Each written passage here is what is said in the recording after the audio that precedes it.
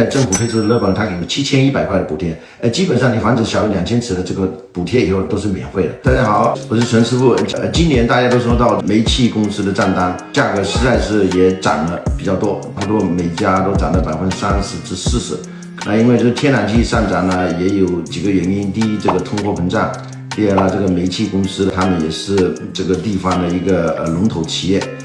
也有点垄断了。那包括这个碳税也涨了，因为你煤气用的多，你的碳水也涨。今天跟大家分享一下，其实在我们这安省这边供暖方面，我们还可以通过改造来降低你的账单。那么怎么样的改造？第一，如果你家里的这个旧的暖气炉还是那种70%-80%或效率的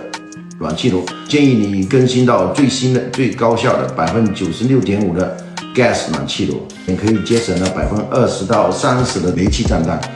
还有一个，现在政府推出了一个热泵空调，这个热泵空调它是用人电来供暖的，可以替换现在的煤气供暖，但是它也不能完全替换，它差不多1年可以用3到4个月的冬天，那么其他的2到3个月还是需要 gas 的供暖。进行这样的一个双联供的方式，可以降低你暖气炉的时间，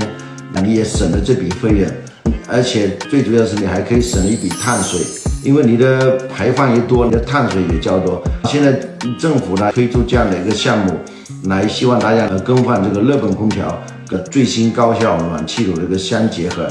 从政府方面它是环保上面的需要，从老百姓的收益方面，现在政府推出的热泵它给7100块的补贴，基本上你房子小于2000尺的这个补贴以后都是免费的。